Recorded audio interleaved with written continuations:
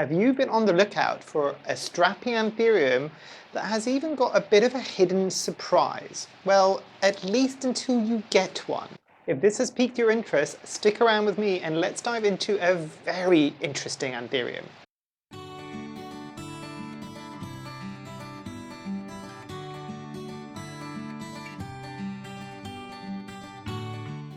Hi, my name is Memo, this is my channel, Houseplantygoodness, and essentially it's a place where I like to geek out about my big passion. You might be able to see some of it behind me, it's tropical houseplants. So yes, today I've got a very special houseplant review, and it is for this plant right here. And this, the title will also have it as well, is the Anthurium Wendlingeri. Remember the little hidden surprise that I was talking about before? It is the inflorescence for this one. And I say hidden because in order to get it, the plant needs to be mature enough. That's correct sentence in there. So yes, it needs to be mature enough in order for you to get a very interesting and unusual inflorescence for this Anthurium.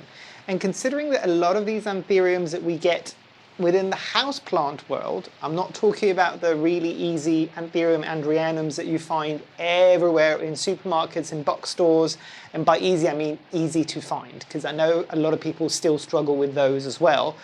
But for these types of Anthuriums that you generally tend to buy for their foliage, most of the time, unless you're planning on pollinating the plant, you generally will get rid of the inflorescence. This is one that I think 9 times out of 10, most people will keep the inflorescence just because of how unusual it is. But without further ado, let's dive into the first topic.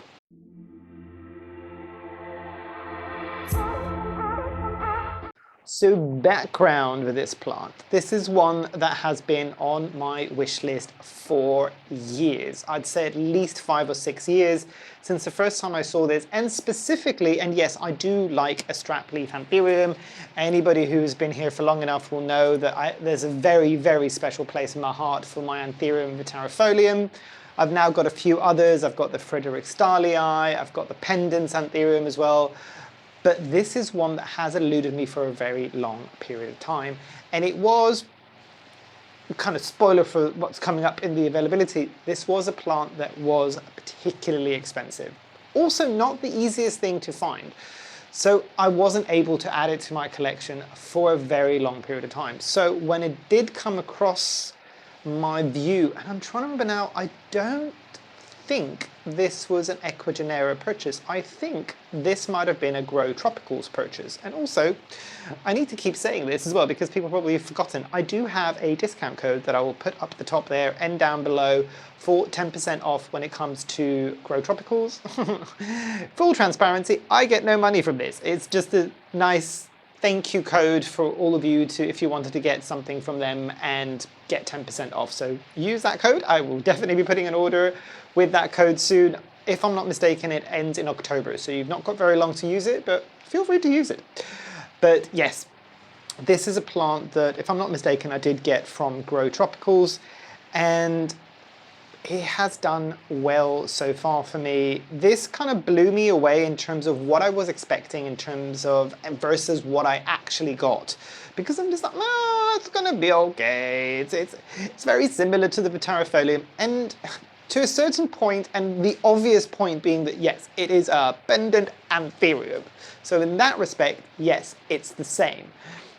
In every other respect though, it is different. So there's a pendant Anthurium, and I'll see if I can put a couple of pictures here so you can see where the leaf attaches to the petiole for both of these plants. The vitarifolium tends to be a lot thinner as it goes down from the petiole insertion, and I'll show you what I mean there. And then with this one, you can see that it goes wide quite quickly. I do also think, if I'm not mistaken, mine isn't mature enough just yet, because I've only had this, and the video title should have this, just over a year. So it's doing okay, it's done well, it's sized up nicely. I'll see if I can find a picture and put it here from my plant care app when I first got the plant. And you'll probably look at that picture and go, it hasn't grown that much, we're getting onto that. But the leaves do get a bit of a texture to them as they mature. These are very, very stiff leaves. I would almost go as far as saying, I was going to say they're slightly tougher than the vitarifolium.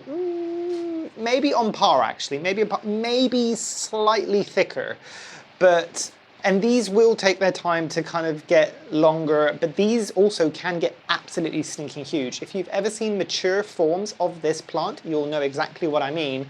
These plants are stunning when they're large and when they're happy, because they just size up so beautifully. Very similar to the Vitarifolium. Unlike the Frederickstalii, and the Frederickstalii tends to be a pendant Anthurium, but it tends to stay relatively small in relation to how big these two plants can get. So if you want something with a bit of a wow factor, this is a good one.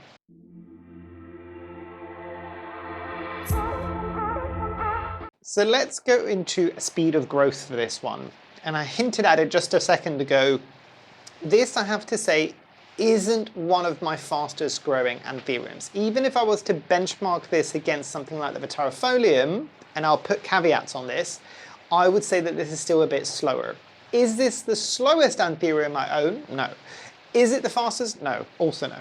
So it's kind of somewhere in the middle towards slow, I would say. Now, the caveat that I was mentioning between the Vitarifolium that I own and this one is that my Vitarifolium by this point is relatively mature. Most of its leaves are at least over 1.5 meters long, I would imagine now.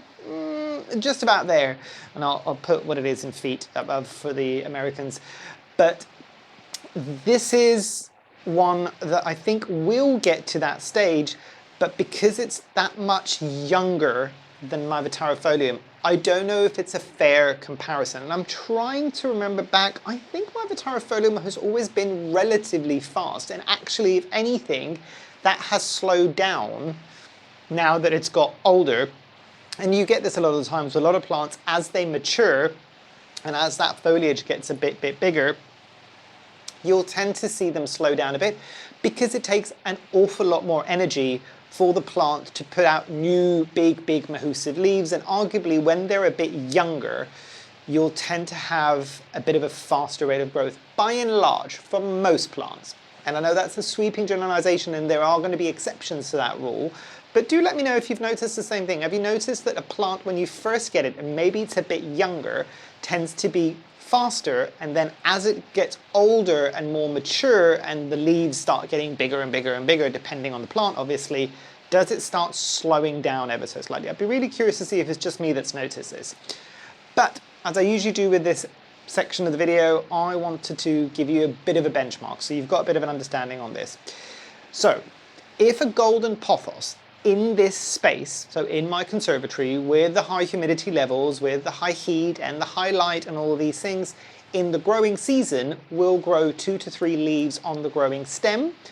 How does this compare? So this might get 1 leaf every month or every 2 months. And I say every 2 months, 2 to 3 months in the winter. It depends if you're keeping it warm enough. It's the same with most plants as well. If they don't think it's kind of a season where they need to start slowing down. So if you keep the temperatures consistently high, if you keep this, for instance, underneath something like a grow light, so the light that it's getting is consistent all the time, if the humidity is consistent, if the airflow, and I've done a whole video about why airflow is important, and I will link it at the top, then potentially your growing rate might never really slow down for an off season or for the non kind of growing season. The growing season will be all the time for you because you're keeping it consistently at that level.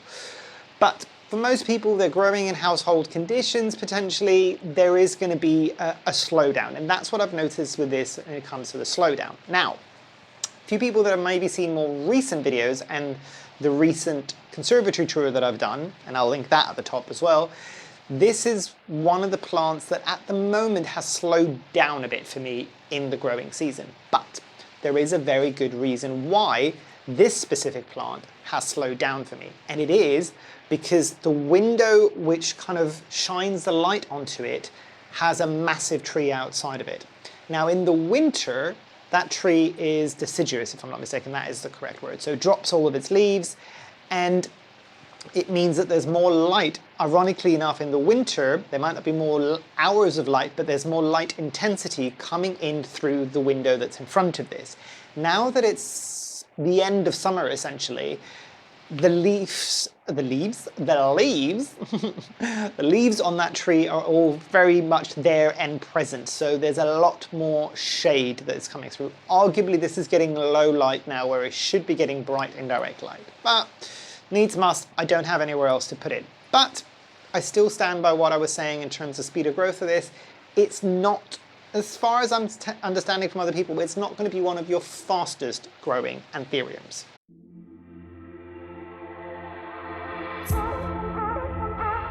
Now, ease of propagation with this one, much like the Vitarifolium, and I'll show you the growing kind of tip there, you can kind of see, hopefully it will focus, you can kind of see there that the internodal space, depending on when it starts kind of hanging down a bit more, is quite spacious. So you can take a cutting.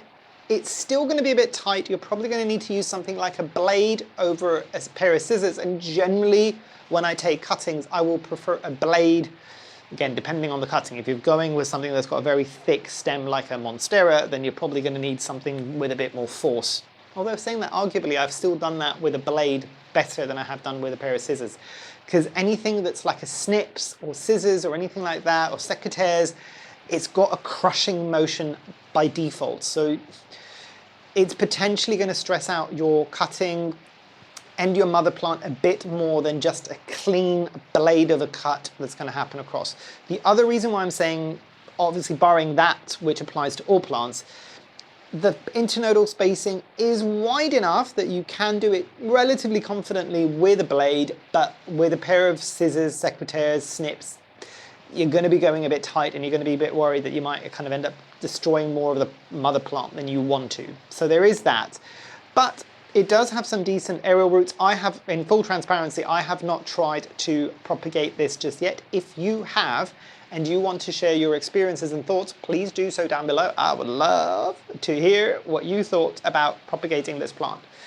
And I'm sure other people would as well. But yes, I would imagine, and based on how consistent it's been as a grower, you shouldn't have much of a problem. Do I think that this might be one that would benefit with something like damp sphagnum moss in a bit more of a humidity controlled environment until it roots out? Yes. But as with most of my crawling anthuriums I've found so far, they tend to be the type of anthuriums, and this is key for the people that tend to be on the underwatering side of things. Pendant anthuriums or strap leaf anthuriums generally will be more forgiving of water inconsistencies when it comes to the underwatering side of things. If you're an overwaterer, be careful of your pendant anthuriums. It kind of makes sense more so than most other anthuriums out there. The reason why pendant anthuriums are pendant anthuriums, and this is me kind of assuming, I would assume I'm correct with this one, is because they are very much kind of epiphytic aroids where they're growing in nooks or crannies of trees, which makes sense because the leaves would be dangling down like this. They wouldn't grow in pots like we've got it now, even net pots, some people have it. That's not generally how they would be growing.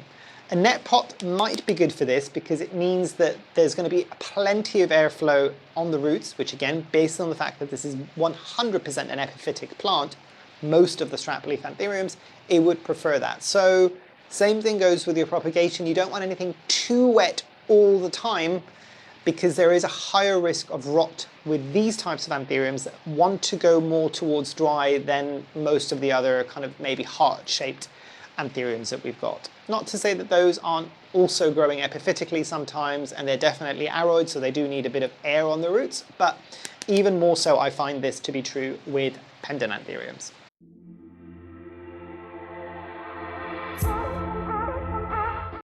Now availability with this one, and I did say this a bit earlier on, this was redonkulously priced before, and that was my thoughts before I had this plant. Now, has that changed? Slightly, in the sense that if my experience with this not being the fastest of anthurium, and I know that there's going to be some people in the comments that are going to say, look, my experience has been completely different, and I always look out for this because I'm just like, my experience is not the only experience. Like, read the comments, other people might have had different experiences. But based on my experiences with this one, that's the only one I can go on, I would say if this is naturally that tiny bit slower, even when it's this young, again, this is where the price situation comes really into play, because if it takes a lot longer for the growers to grow out this plant to a decent enough stage to get it out to you, there's that many man hours kind of taking care of it, it taking up space within their business as well until it gets to a big enough size. That usually hikes up the price on any plant, not just this one, anything that's going to be on the slower side in order to get it to a stage where they can easily sell it, so they're not just selling you a tiny little kind of one leaf just rooted cutting. It's going to be a bit more expensive. Also, there's a lot of people that were looking out for this plant. So obviously the demand was high as well, and obviously the supply maybe wasn't as high because of how long it takes to get it to a stage that people are happy with. It makes sense that the prices were as high as they were. And I think at its height, this was a plant, again, because it was so difficult to come by, was definitely in the triple digits. Has that fallen now? 100%. I think when I got this from Grow Tropicals, it was definitely in the double digits. It might have been mid towards high double digits. I'll see if I can add the price here. But this was a decent sized plant for how much I paid for it. Can you get it more expensive other places? Yes. Can you get it cheaper other places? Yes. Also, I would imagine if I was getting this directly from some places like Ecuador or some of the exporters from the Far East, I could probably get this a bit cheaper.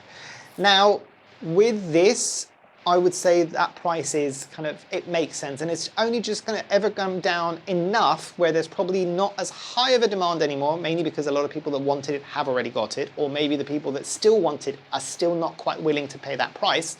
So it's staying a bit more on the steady side of things, but it kind of makes sense to me. And there's a lot of people that want it. I would have loved to have been able to hold out, and my patience isn't what it used to be.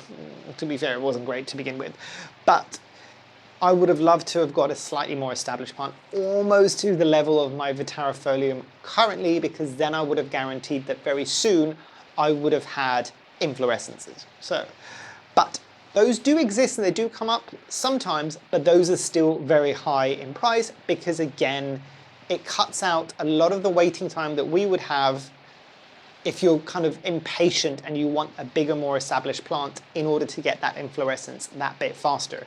I had a bit of a laugh with the guys at Grow Tropical when they had their tent at Malvern this year, because, and anybody who's not seen the Malvern video, again, I'll link it at the top there, they did a collaboration with Claire from the Jungle Haven, and I think they won all of the awards, but they had some mature specimens of Wendlingeri eyes in there with inflorescences, and that video has got kind of clips of that inflorescence. And after I finished filming, I was talking to Jacob, one of the owners from Grow Tropicals, and I'm just like, how much has everybody lost their almighty mind by being able to see a Vitarifolium inflorescence in person? Just like you wouldn't believe it. And I was like, I get it, because a lot of times we see it in videos, we see it in pictures, but it's very rare, unless you come across this plant, to ever see it in bloom in person. So I'm just like, oh, this is something truly special. And the inflorescence, I'll put a picture here. Hopefully I would have put a picture earlier on in the video. It's that corkscrew element that makes it so, so unique. And I think even the one that they had, which was mature enough, didn't have a fully developed spiral. It was still a spiral, it was the beginnings of it, so that tells you something. So in order to get a plant that is as big as that is, that you will get an inflorescence that will also keep you happy, it makes sense that it would be expensive. It's just because of how slow potentially this plant takes to get to maturity.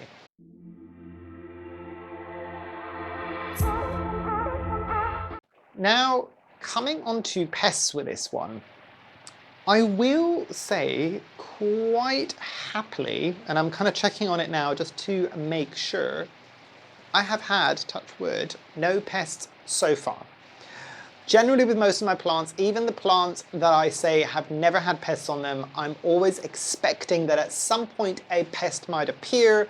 I can make a better judgment and let me know if you want a 2-year review of this plant as well, and I can kind of line that up for when it gets to the 2-year stage and tell you a bit more of, if I did get a pest, what pest did I get and how did the plant handle it? Because there's been a lot of plants in my collection that I had some pests on, but they don't really tend to multiply very much, they don't tend to cause any harm to the plant, and to me those plants are like gold dust, because it generally means they're not pest resistant, so to speak, but maybe a lot of the common household pests generally don't gravitate towards them because they don't provide them all the yummy goodness that they want, or a lot of different elements that could mean that a plant isn't as susceptible to pests. So still remains to be seen. I don't want to make that judgment after just a year with this plant, but so far, not a singular pest. And I am double checking this. I don't think this has ever had a pest.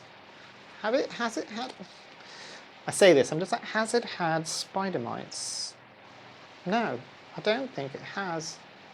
And to be fair, my Vitarifolium is the same, and my Frederick Starlii as well. Maybe it's something about the strap leaf or the pendant Anthuriums that makes them maybe a tiny bit less susceptible to pests. My Vitarifolium does occasionally get some spider mites, that's why I was checking on this, but nothing that ever really damages the plant enough or really knocks it back too much. But I'd be curious, what have your experiences been with some of your strap leaf Anthuriums? Let us all know down below. Are they pest prone or maybe not so much? I'm very, very curious with this one, but by and large, fine.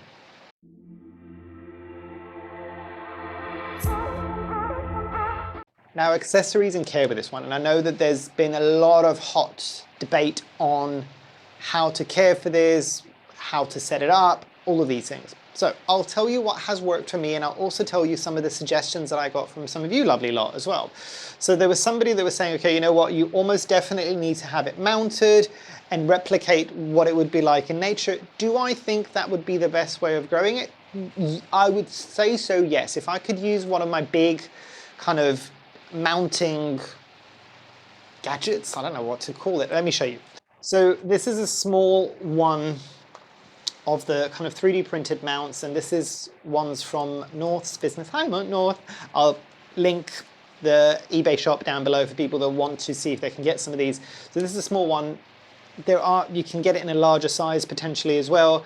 A larger one of these would do quite well with this, because you'd imagine it would just hang down like that. And I say larger, you might need to stage it up, obviously, with anything you're putting in a mount, because this has got much more, and by this I'm pointing at the plant that is down below, has got much thicker roots than this would. So it would probably need an upsize relatively quickly. As I was saying earlier on, this would also do exceptionally well. Same with the Vitarifolium, same with the Frederick Starlii, same with the pendants in net pots, because it just leaves that plant to get even more aeration on its roots. Now, I didn't have net pots. I do have them somewhere, I just don't know where I've put them at this particular moment in time. I do need to get some more. If you're in the UK and you find it easy to find kind of decent sized net pots, because I'm finding net pots, this is an issue I had when I was buying them last time, but they're all like little tiny net pots that people use for like hydroponics or propagations and all these things. I want like full pot size ones. I know pond suppliers will generally have them, but they are so expensive. Do you have any good knowledge where you can get net pots that are not stupidly expensive and they come in bigger sizes? Please do let somebody know down below, somebody being me. But I have grown these successfully in clear pots with kind of holes in them, and let me see if you can maybe see some of the roots actually whilst I'm bringing that up, so you can kind of see at least one of the roots there. This is an interesting one because and I keep comparing this to the Vitarifolium because I've got that in a sizable size, essentially. Is that a bit redundant? I don't know. But that one gets some aerial roots that are very, very, very thick. Even thicker at this point to my Phalaenopsis orchids, and even thicker than some of my Monstera deliciosa roots. So that should tell you something on this one. This one's roots are a tiny bit smaller. They're still, I would still consider these medium towards thick Anthurium roots. It's not quite to the size of the Clarinervium, but not far off.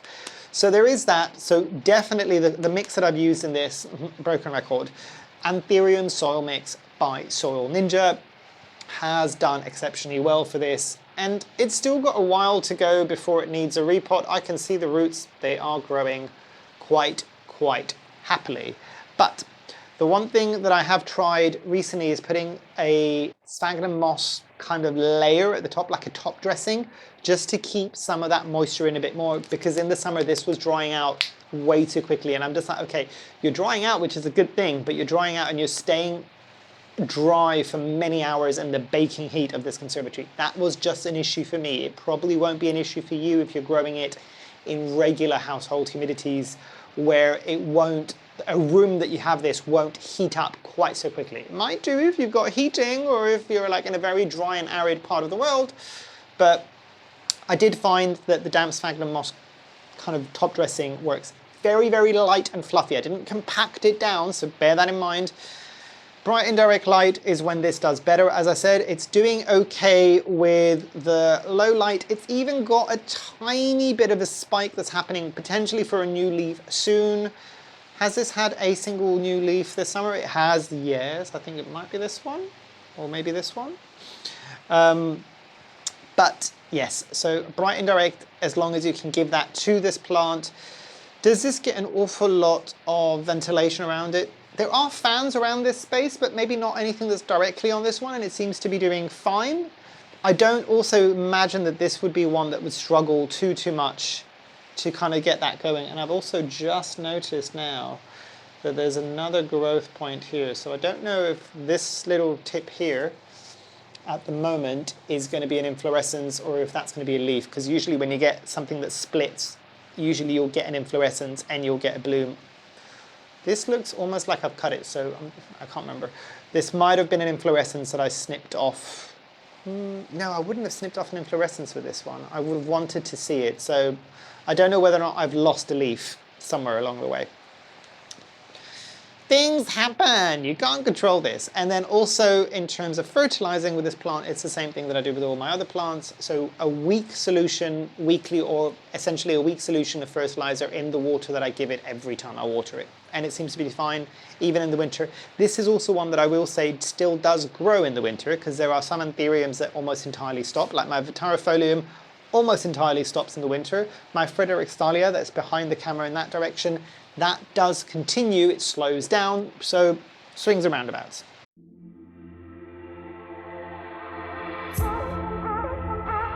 But coming into some final thoughts for this one, and I'll start like I usually do. If I didn't have this plant, knowing what I know now, would I purchase this plant? Yes, that's an easy yes. Easy yes. I'm still enjoying this plant an awful lot. I'll answer the question at this stage, which some people might have, is do they have needed to kind of cut their teeth or kind of learned on something that's easier, like the Vitarifolium, before moving to this? I don't know if you can, if you should. Correct me if you're one of the people that has got this and that and has had different experiences.